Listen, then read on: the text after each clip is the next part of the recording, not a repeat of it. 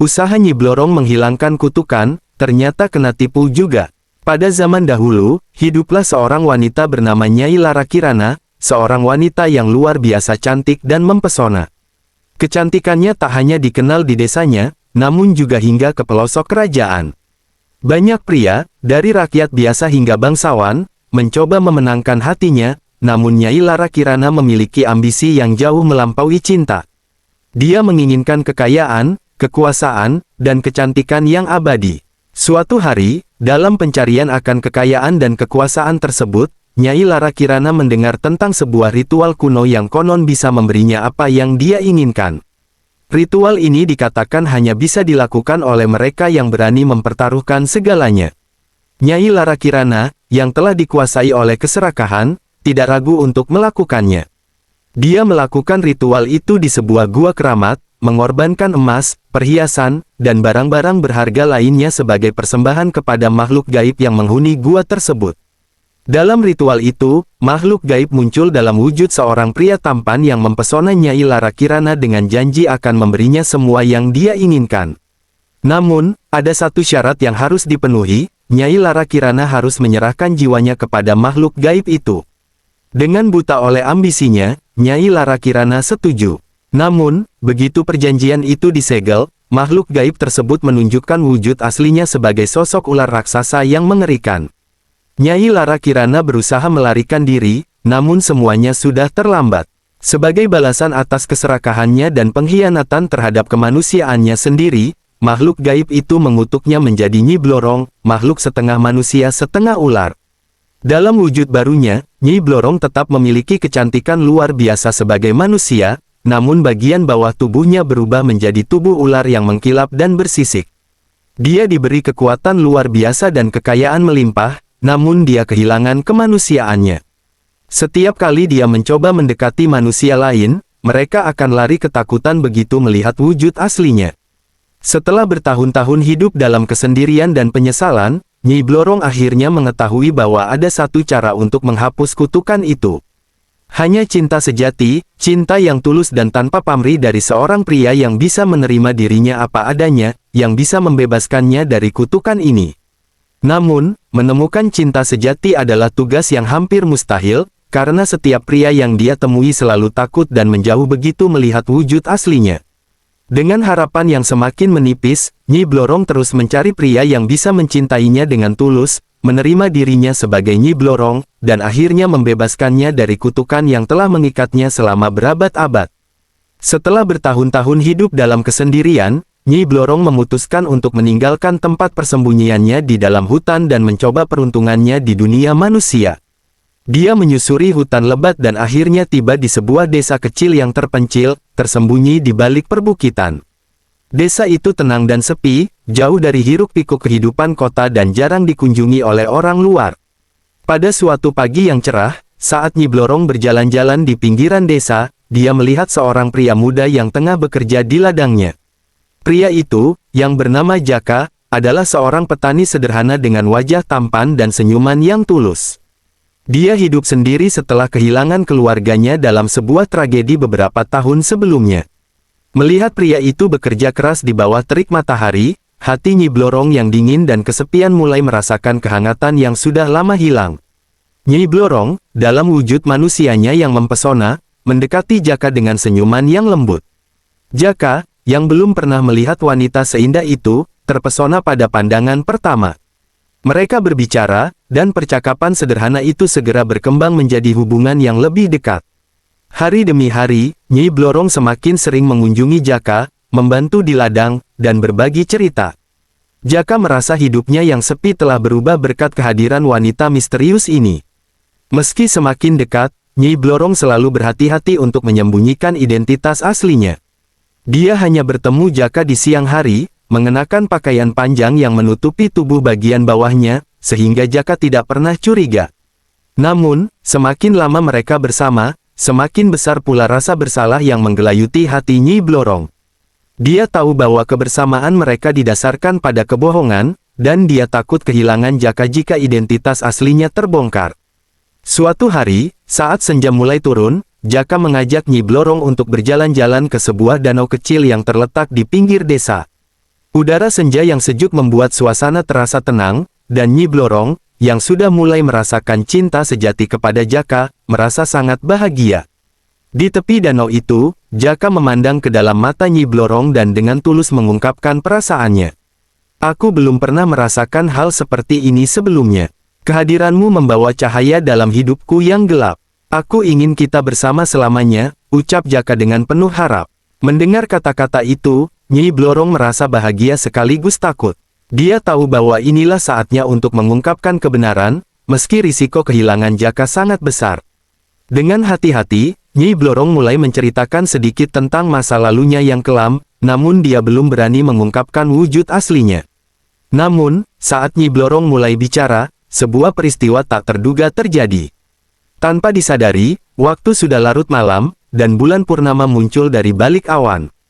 Di bawah sinar bulan, tubuh Nyi Blorong perlahan-lahan mulai berubah kembali ke wujud aslinya. Jaka, yang awalnya memandang Nyi Blorong dengan penuh cinta, tiba-tiba terkejut ketika melihat bagian bawah tubuh wanita yang dia cintai berubah menjadi ular yang besar dan bersisik. Jaka terdiam sesaat, matanya membesar karena ketakutan. Nyi Blorong melihat ketakutan yang jelas di mata Jaka dan merasa hatinya hancur. Dia mencoba mendekati Jaka, berharap pria itu akan tetap mencintainya meski sudah mengetahui kebenaran, namun Jaka mundur, ketakutan menguasainya. Tidak, ini tidak mungkin. Kau bukan manusia, seru Jaka dengan suara gemetar. Tanpa memberi Nyi Blorong kesempatan untuk menjelaskan, Jaka berbalik dan berlari secepat mungkin, meninggalkan Nyi Blorong sendirian di tepi danau.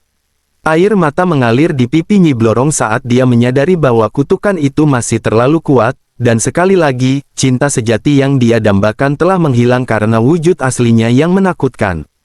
Nyi Blorong kembali ke hutan dengan hati yang lebih hancur daripada sebelumnya. Meski Jaka mungkin mencintainya, ketakutan akan sosok aslinya membuat cinta itu menguap begitu saja. Dengan sedih, Nyi Blorong menyadari bahwa mungkin dia akan terus hidup dalam kesendirian, terkutuk dalam wujud setengah manusia setengah ular, sampai dia benar-benar menemukan seseorang yang bisa mencintainya apa adanya, tanpa rasa takut. Setelah kepergian Jaka yang meninggalkan luka mendalam di hati Nyi Blorong, dia kembali menyendiri di kedalaman hutan, meratapi nasibnya yang tak kunjung berubah. Namun, dalam keputusasaannya, tekad Nyi Blorong untuk menghapus kutukan yang melekat pada dirinya semakin kuat. Dia menyadari bahwa untuk menemukan cinta sejati, dia harus mencoba lagi, namun kali ini dengan pendekatan yang berbeda. Berbulan-bulan berlalu, dan Nyi Blorong mendengar kabar tentang seorang bangsawan muda dari kerajaan terdekat, seorang pria yang dikenal karena kebijaksanaan dan keberaniannya. Namanya Raden Wiratama, seorang pangeran yang dihormati oleh rakyatnya, bukan hanya karena garis keturunannya, tetapi juga karena sifatnya yang adil dan bijaksana. Raden Wiratama memiliki kekuatan dan pengaruh besar, serta dikenal sebagai sosok yang tidak mudah gentar. Nyi Blorong, yang merasa bahwa hanya pria dengan kekuatan dan keberanian seperti Raden Wiratama yang mungkin bisa menerima dirinya, memutuskan untuk mendekati pangeran itu. Dia meninggalkan hutan dan menyamar sebagai seorang wanita bangsawan yang terluka dalam sebuah kecelakaan, menempatkan dirinya di jalan yang biasa dilalui Raden Wiratama saat berpatroli. Rencana Nyi Blorong berhasil. Saat Raden Wiratama menemukannya tergeletak di pinggir jalan, dia langsung memerintahkan pengawalnya untuk membawa wanita itu ke istana agar mendapatkan perawatan yang layak. Di istana, Nyi Blorong, yang masih dalam penyamaran, memperkenalkan dirinya sebagai Nyi Larakirana, seorang wanita bangsawan dari kerajaan jauh yang kehilangan semua keluarganya dalam sebuah serangan. Raden Wiratama yang baik hati dan penuh belas kasih merasa tergerak oleh kisah Nyi Larakirana. Dia menawarkan perlindungan dan menjamin bahwa wanita itu akan aman di istananya. Hari demi hari, Nyi Blorong dan Raden Wiratama semakin dekat. Mereka berbagi banyak hal, mulai dari cerita tentang masa lalu, hingga pandangan tentang kehidupan. Cinta perlahan-lahan tumbuh di hati Nyi Blorong, dan kali ini dia merasa hubungan ini lebih dalam dan penuh makna. Raden Wiratama juga mulai merasakan hal yang sama. Meski banyak wanita cantik yang mengelilinginya, hanya dengan Nyi Larakirana dia merasa tenang dan nyaman. Nyi Blorong, yang merasakan kebahagiaan ini, berusaha keras untuk menyembunyikan identitas aslinya, meskipun setiap kali dia menatap mata Raden Wiratama, dia merasakan gelombang ketakutan akan kehilangan pria ini jika kebenaran terungkap. Setelah berbulan-bulan menjalin hubungan yang semakin dekat, Raden Wiratama akhirnya memutuskan untuk melamar Nyi Lara Kirana. Di sebuah malam yang penuh bintang, dia membawa Nyi Blorong ke taman istana yang indah, di mana bunga-bunga bermekaran di bawah sinar bulan. Dengan lembut, Raden Wiratama menggenggam tangan Nyi Blorong dan mengungkapkan cintanya. "Kirana," katanya dengan suara yang lembut namun tegas, "aku tahu bahwa kau telah mengalami banyak penderitaan. Namun, aku ingin kau tahu bahwa aku mencintaimu, lebih dari yang pernah kurasakan sebelumnya. Izinkan aku untuk melindungimu dan menjadikanmu pendamping hidupku." Nyi Blorong merasa hatinya meleleh mendengar kata-kata itu. Cinta sejati yang dia cari seolah berada dalam jangkauannya. Namun, di saat yang sama, rasa takut menyelimuti dirinya. Bagaimana jika, seperti yang terjadi dengan Jaka, Raden Wiratama tidak bisa menerima sosok aslinya? Dengan tekad yang bercampur ketakutan, Nyi Blorong akhirnya memutuskan untuk mengungkapkan kebenaran. Dia menarik napas dalam-dalam dan memandang Raden Wiratama dengan mata yang penuh cinta dan kesedihan. "Raden," kata Nyi Blorong dengan suara gemetar, "aku mencintaimu lebih dari apapun di dunia ini. Namun, sebelum kau melangkah lebih jauh, ada sesuatu yang harus kau ketahui tentang diriku. Aku bukanlah seperti yang kau kira. Aku adalah Nyi Blorong, wanita yang terkutuk menjadi setengah ular karena keserakahanku di masa lalu." Saat kata-kata itu keluar dari mulutnya, tubuh Nyi Blorong perlahan berubah. Di bawah sinar bulan, bagian bawah tubuhnya mulai bersisik dan berubah menjadi ekor ular yang besar. Wajah cantiknya tetap sama, namun di balik kecantikan itu, tersembunyi kutukan yang mengerikan. Raden Wiratama terkejut. Matanya membesar saat dia melihat perubahan mengerikan itu di depan matanya. Meski hatinya masih dipenuhi dengan cinta, ketakutan mulai merayap masuk. Dia mundur beberapa langkah, mencoba memahami apa yang baru saja dilihatnya. Kau adalah Nyi Blorong," bisik Raden Wiratama, suaranya terdengar tak percaya. Bagaimana mungkin? Nyi Blorong merasa hatinya hancur. Dia tahu bahwa ketakutan Raden Wiratama adalah reaksi alami, namun rasa sakit karena ditolak kembali mulai menyusup ke dalam hatinya. Dengan penuh harapan, dia mencoba mendekati Raden Wiratama, namun pria itu mengangkat tangannya, seolah-olah meminta Nyi Blorong untuk berhenti mendekat. "Tolong, jangan mendekat," ucap Raden Wiratama dengan nada takut yang semakin jelas. Aku tidak tahu bagaimana harus menghadapi ini. Kau menipu diriku, Kirana. Atau siapapun kau sebenarnya." Nyi Blorong merasakan air mata mulai mengalir di pipinya. Dia tahu bahwa hubungannya dengan Raden Wiratama sudah berakhir. Dengan suara yang dipenuhi kepedihan, dia berbalik dan mulai berjalan menjauh, meninggalkan taman istana dan pria yang dicintainya. Raden Wiratama, yang masih terpaku di tempatnya, merasakan campuran perasaan yang sulit dijelaskan. Dia mencintai wanita itu, namun sosok aslinya begitu mengerikan dan melampaui batas-batas akal sehat. Dengan perasaan bersalah yang besar, dia hanya bisa menyaksikan Nyi Blorong menghilang dalam kegelapan malam, sementara hatinya tersiksa oleh dilema antara cinta dan ketakutan. Nyi Blorong kembali ke hutan, merasa bahwa kutukan itu tak akan pernah terangkat. Dia sadar bahwa meskipun cinta sejati tampak berada dalam jangkauannya, ketakutan akan sosok aslinya selalu menjadi penghalang. Sekali lagi, dia ditinggalkan oleh pria yang dia cintai, dan kali ini, luka di hatinya terasa lebih dalam dari sebelumnya. Nyi Blorong duduk termenung di tepi danau yang tersembunyi jauh di dalam hutan, tempat yang tak pernah dijamah oleh manusia. Disinilah dia mengasingkan diri, menjauh dari segala harapan yang telah pupus. Air danau yang tenang mencerminkan langit senja yang mulai gelap, namun di mata Nyi Blorong, bayangan yang terpantul di permukaan air hanyalah kesedihan yang tak berujung. Dia merasa lelah. Berulang kali dia berusaha menemukan cinta sejati yang mampu mematahkan kutukan yang mengubahnya menjadi makhluk setengah ular. Namun setiap kali dia mendekati harapan itu, kenyataan pahit menghancurkannya. Pria-pria yang dia cintai selalu lari ketakutan begitu mereka mengetahui sosok aslinya.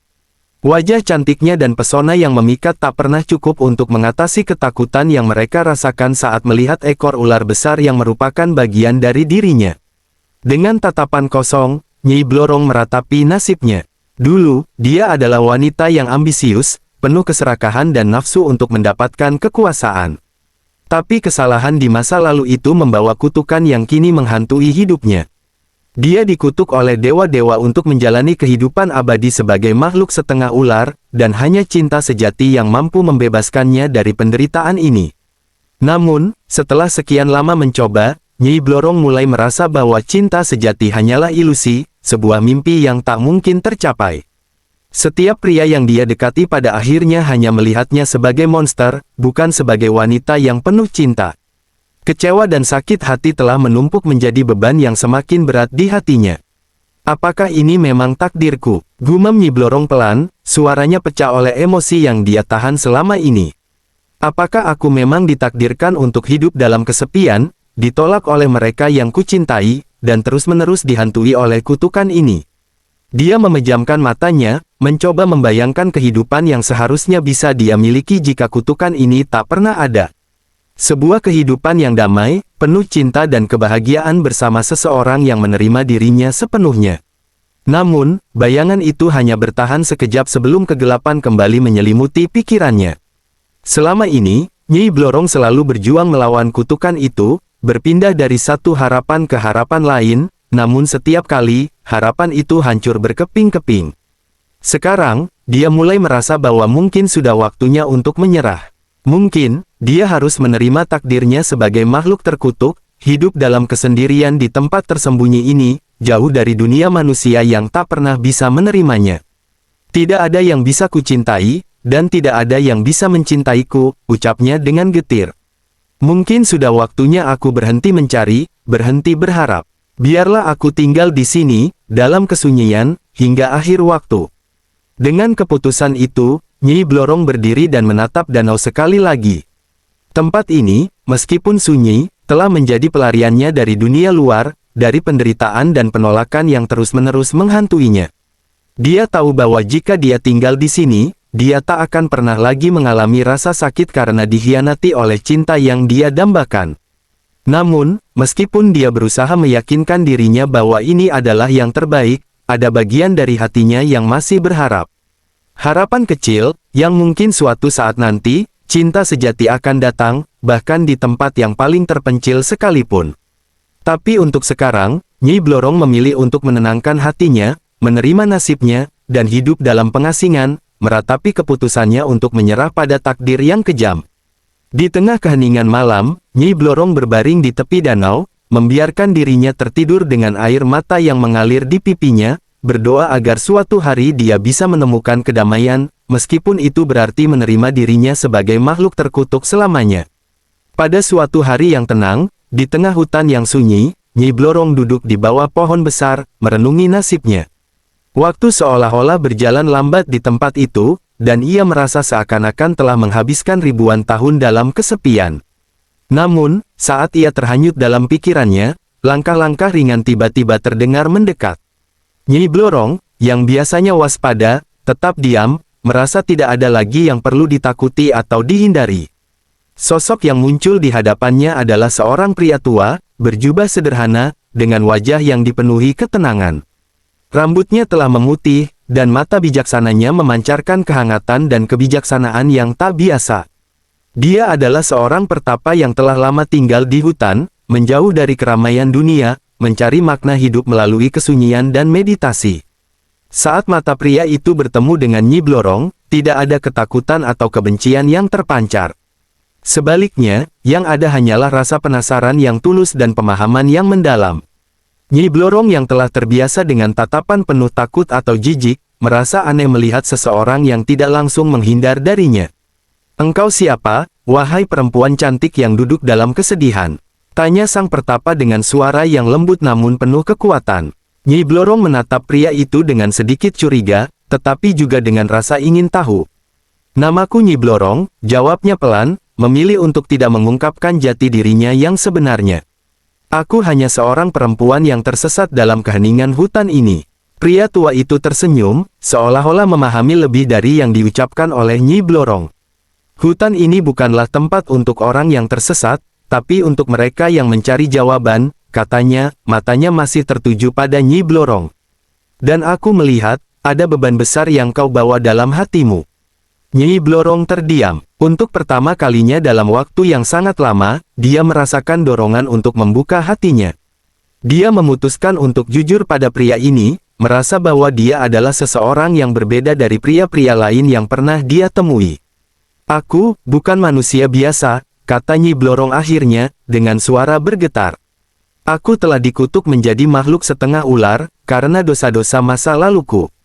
Setiap pria yang kutemui selalu lari ketakutan setelah melihat sosok asliku. Aku hidup dalam penderitaan dan kesepian, mencari cinta sejati yang bisa membebaskanku dari kutukan ini. Namun, sepertinya cinta sejati hanyalah sebuah mimpi yang tak akan pernah kucapai. Mata pria tua itu melembut, penuh dengan empati. Dia tidak terkejut dengan pengakuan Nyi Blorong, seolah-olah dia telah tahu sejak awal. Kau telah banyak menderita, katanya pelan. Namun, penderitaanmu bukanlah sesuatu yang harus kau hadapi sendirian.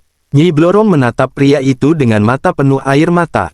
Tidak ada yang bisa mencintaiku, bukan? Setiap orang hanya melihatku sebagai monster, ucapnya getir. Pria tua itu mendekat dan duduk di samping Nyi Blorong. Cinta sejati bukanlah tentang penampilan atau wujud fisik, katanya dengan lembut. Cinta sejati adalah tentang melihat hati dan jiwa seseorang, dan menerima mereka apa adanya. Aku tidak melihatmu sebagai monster, Nyi Blorong. Aku melihat seorang wanita yang telah banyak menderita, yang hatinya terluka karena kesalahan masa lalu. Dan yang lebih penting, aku melihat potensi untuk penyembuhan dan pengampunan dalam dirimu. Kata-kata pria itu membuat Nyi Blorong merasa terharu. Belum pernah ada yang berbicara padanya seperti ini, dengan begitu banyak pengertian dan kasih sayang. Apakah kau tidak takut padaku? Tanyanya, setengah tak percaya. Pria tua itu menggeleng pelan. Aku telah melihat banyak hal dalam hidupku, dan aku telah belajar bahwa ketakutan seringkali muncul dari ketidaktahuan.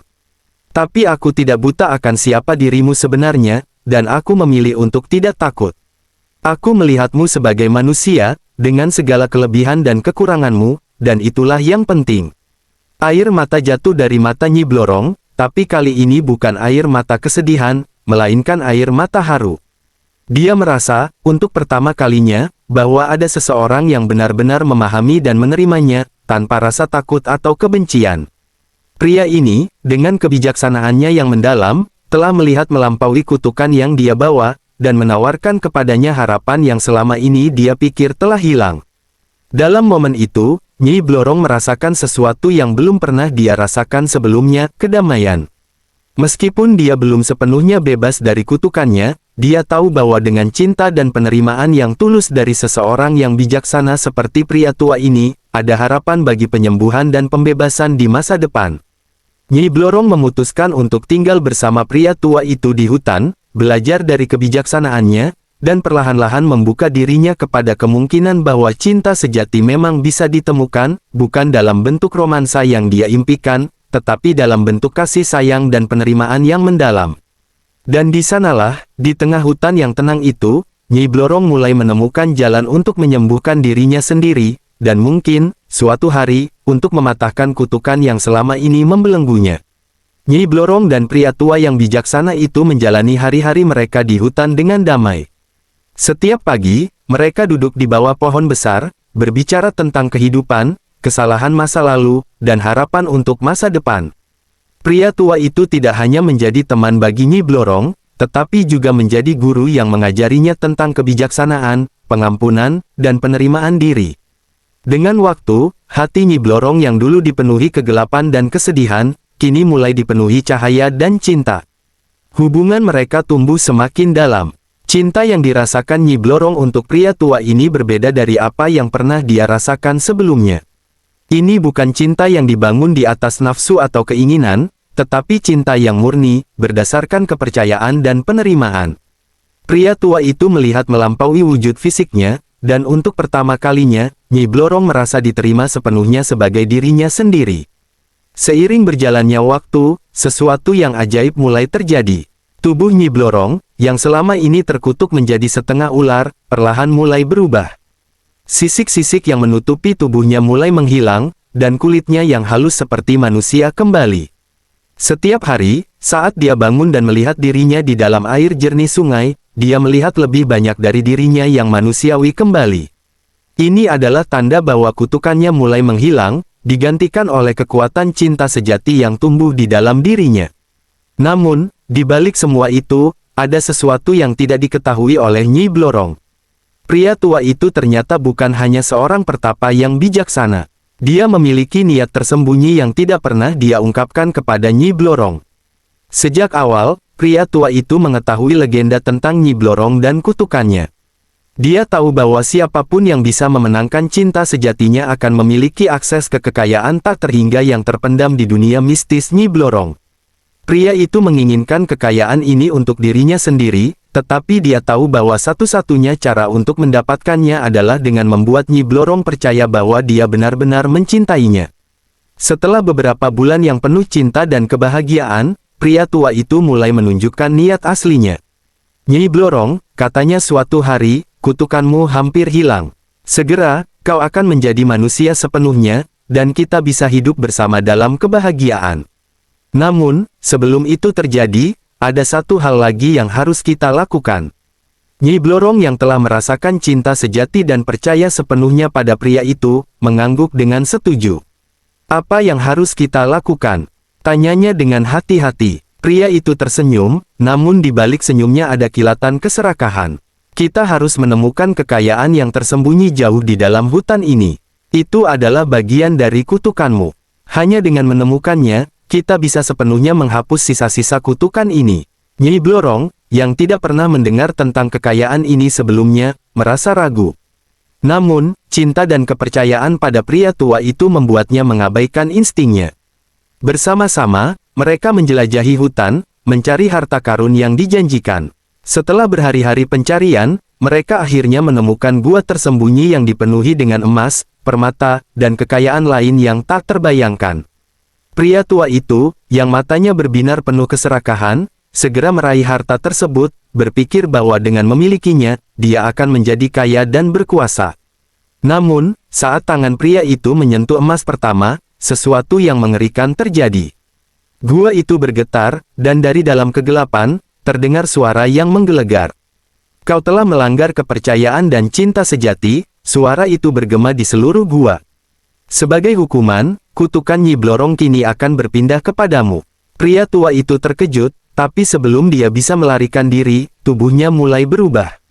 Sisik-sisik mulai tumbuh di kulitnya, tangannya berubah menjadi cakar, dan wajahnya menjadi menyerupai ular. Dia berteriak kesakitan, tapi tidak ada yang bisa menghentikan transformasi itu. Dalam hitungan detik, pria tua itu telah menjadi makhluk yang sama seperti Nyi Blorong dahulu, setengah manusia, setengah ular. Nyi Blorong, yang menyaksikan semua ini dengan hati hancur, menyadari bahwa cinta sejatinya telah dicemari oleh keserakahan. Dia menangis, bukan hanya karena kehilangan cinta yang dia kira nyata, tetapi juga karena kembali terjerat dalam kutukan yang selama ini membelenggunya. Gua itu mulai runtuh, dan Nyi Blorong berlari keluar, meninggalkan pria yang dulu dia cintai, sekarang menjadi makhluk yang terkutuk. Dia kembali ke hutan, merasa lebih putus asa dari sebelumnya. Meskipun kutukannya hampir menghilang, keserakahan manusia sekali lagi menghancurkan harapan itu. Di akhir cerita, Nyi Blorong menyadari bahwa mungkin, cinta sejati memang tidak pernah ada untuknya. Bahwa setiap kali dia percaya pada seseorang, keserakahan selalu mengkhianati dirinya.